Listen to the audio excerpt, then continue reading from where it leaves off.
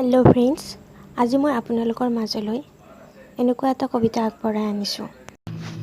যেতিয়া এজনী ছোৱালী আৰু এজন ল'ৰাই খুব বেছি দুয়োকে ভাল পায়, কিন্তু সমাজৰ নিয়ম আৰু পৰিয়ালৰ বাধ্য হয় সেই ভালপোৱাটো সম্পৰ্কৰ নাম দিব নোৱাৰে।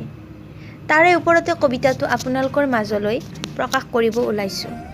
আশা কৰোঁ আপোনালোকে ভাল পাব। কবিতাটোৰ শিৰোনামা সম্পৰ্কৰ নাম দিব নোৱাৰি। এনেকৈ আৰম্ভ হয় কিছুমান সম্পৰ্ক, যাক বিচাৰিলেও সম্পৰ্কৰ নাম দিব নোৱাৰোঁ। হয়তো এনেকুৱা এটা পৰিস্থিতিৰ মাজেৰেই তোমাৰ মোৰে ভালপোৱা সম্পৰ্ক, য'ত বাধাৰ পাচি হিচাপে থিয় দিছিল আমাৰ পৰিয়াল আৰু ঠেক গণ্ডিৰ সমাজখন। দুয়োৱে জানিছিলোঁ যে আমাৰ ভালপোৱা হয়তো সম্পৰ্কৰ নাম দিব নোৱাৰোঁ, কিন্তু সেইবোৰ জানিও বাৰে বাৰে প্ৰেমত পৰিছিলোঁ এজনে আনজনক। কিয়নো প্ৰেমে নামানে বয়সৰ বাধা, বিচাৰ নকৰে ভুল শুদ্ধ, মাথো পাগলৰ দৰে ভাল পাবলৈ শিকায়।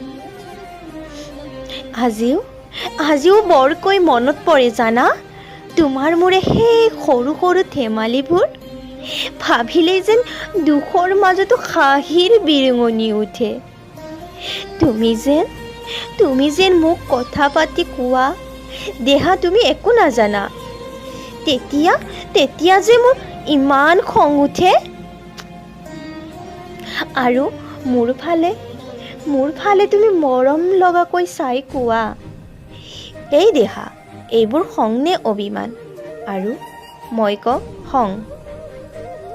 তেতিয়া আকৌ তুমি কোৱা, অ' দেহা খং কিয় কৰা, অভিমান কৰা। অভিমানত মৰম লুকাই থাকে, আৰু তুমি মোৰ খংবোৰ ভাঙিবলৈ কত যে কি কৰা।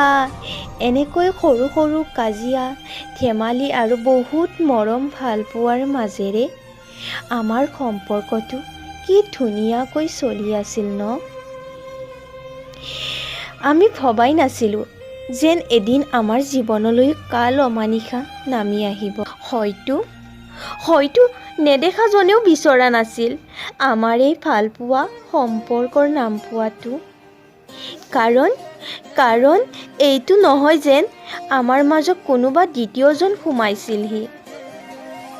কাৰণ এটাই আছিল, এই ঠেকগণ্ডিৰ সমাজখন আৰু এই ঠেকগণ্ডিৰ সমাজখনৰ নিয়মবোৰ। আজিও মনত আছে আমাৰ ভালপোৱাৰ সেই শেষ অন্তিমটো দিন।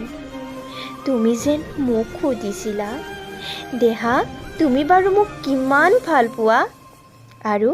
আৰু মই কৈছিলোঁ, বাবু তুমি যিমান ভাল পোৱা তাতকৈ অলপমান বেছি। তেতিয়া তোমাৰ চকুজুৰি যেন জীপাল হৈ পৰিছিল। আৰু মই সুধিছিলোঁ, তুমি কান্দিছা? তুমি উত্তৰত কৈছিলা, মই কান্দিছোঁ, কাৰণ আমাৰ ভালপোৱা সম্পৰ্কৰ নাম দিব নোৱাৰিলোঁ মই। স্বীকাৰ কৰি নল'লে আমাৰ পৰিয়াল আৰু এই ঠেকগণ্ডিৰ সমাজখনে।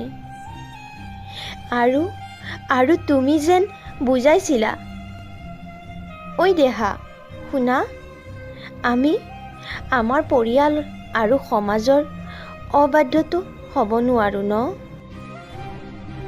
বুজি পাইছিলোঁ মই যে সঁচা ভালপোৱা কেৱল মিলন হোৱাটোকে নুবুজায়, ত্যাগতো ভালপোৱা লুকাই থাকে।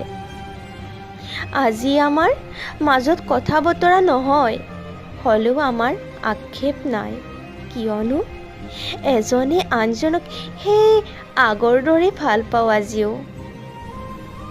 ধন্যবাদ। মই ভাবোঁ আপোনালোকে মোৰ এই কবিতাটো শুনি ভাল পাইছে, আৰু যদিহে এনেকুৱা ধৰণৰ কবিতাবোৰ শুনিবলৈ বিচাৰে, তেন্তে আমাৰ এই চেনেলটো লাইক, শ্বেয়াৰ এণ্ড ছাবস্ক্ৰাইব কৰিব।